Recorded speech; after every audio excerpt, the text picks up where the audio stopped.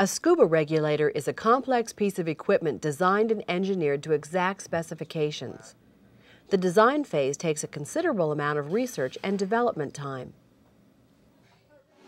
Manufacturers make regulator first stages from brass or titanium.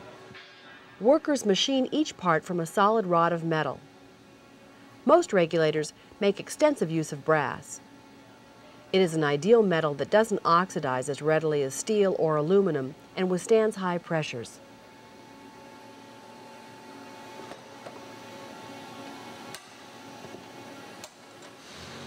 The brass rod spins and the tools remain stationary.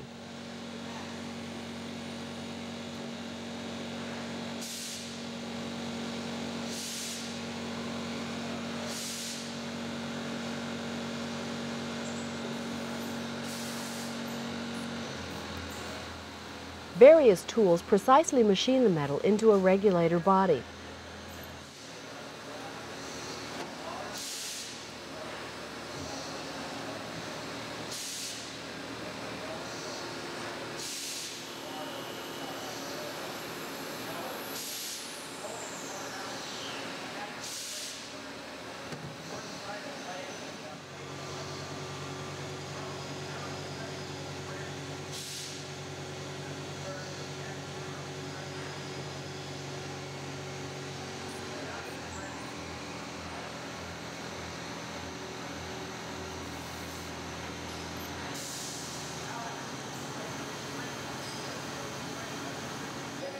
Inspection ensures that each part meets exact standards.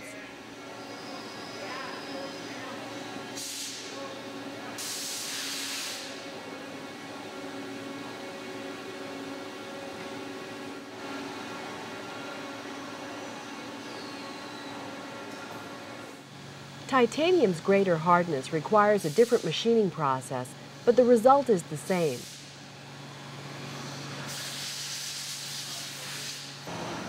A mixture of silicone and water lubricates the machine tools as they carve tank yokes from the metal.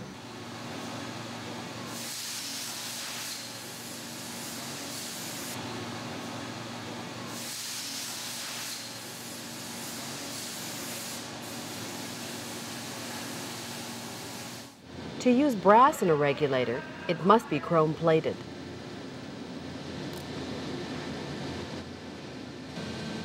Moved from bath to bath, caustic and acidic solutions clean impurities from the brass.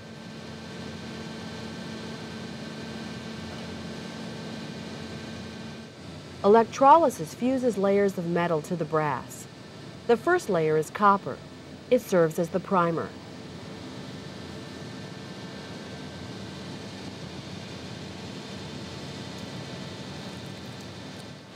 A nickel layer provides corrosion protection.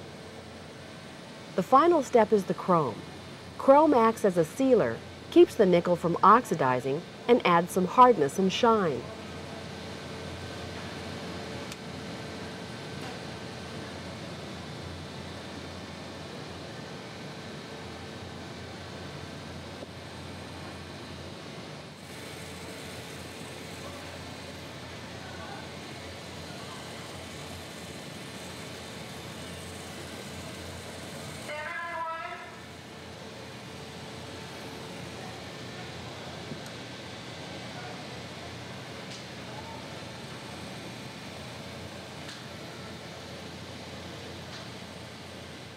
The high-pressure seat is the heart of the first stage.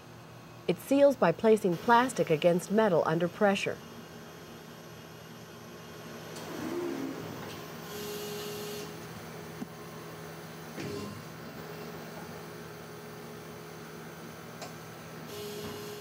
Inspection ensures that the plastic and metal of the high-pressure seat have bonded properly.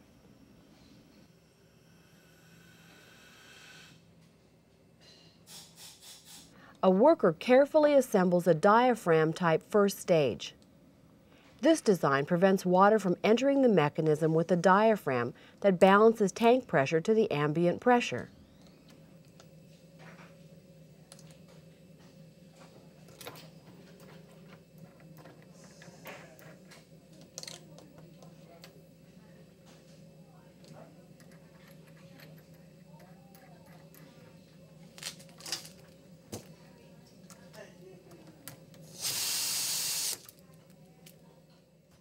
The high-pressure seat assembly combines the seat, filters, and retaining clips in one unit.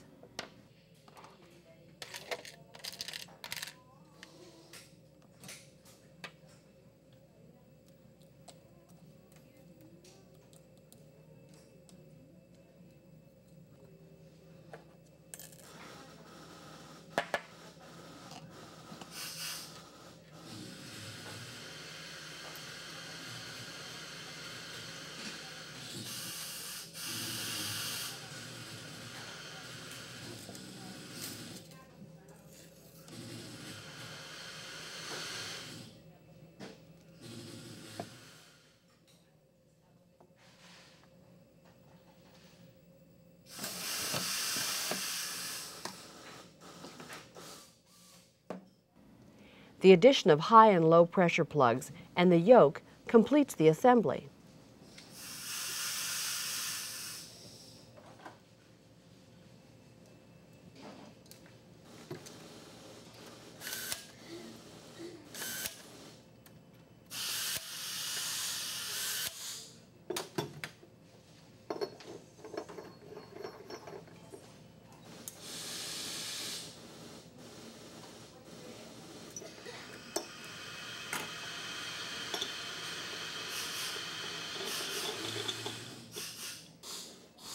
Testing verifies that the first stage functions properly, lowering the tank pressure to an intermediate pressure usable by the second stage.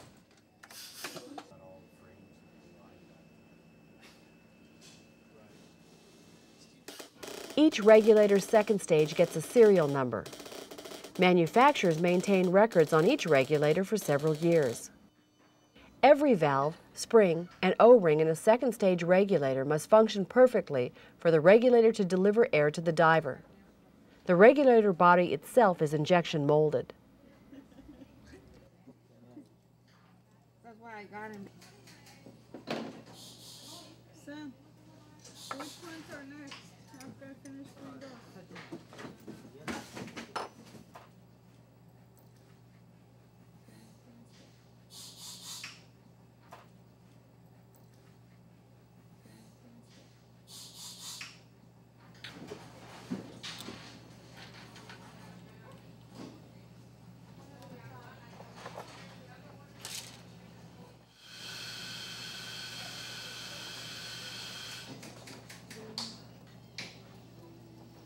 So the shiny goes on the bottom, right?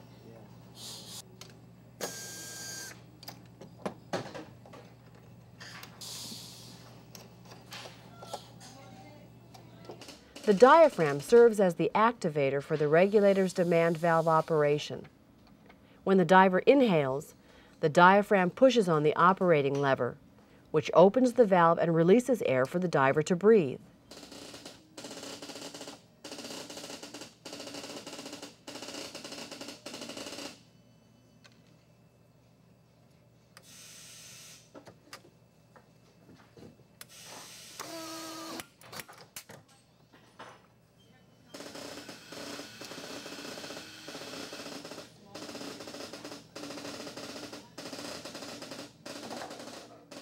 The second stage goes through tests to make sure the purge valve works properly and that there are no leaks.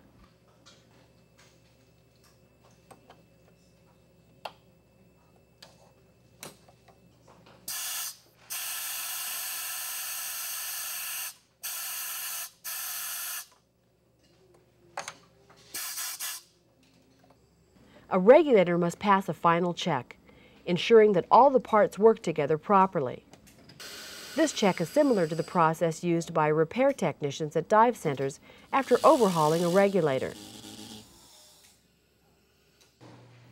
Lastly, the assembled regulator goes out the door.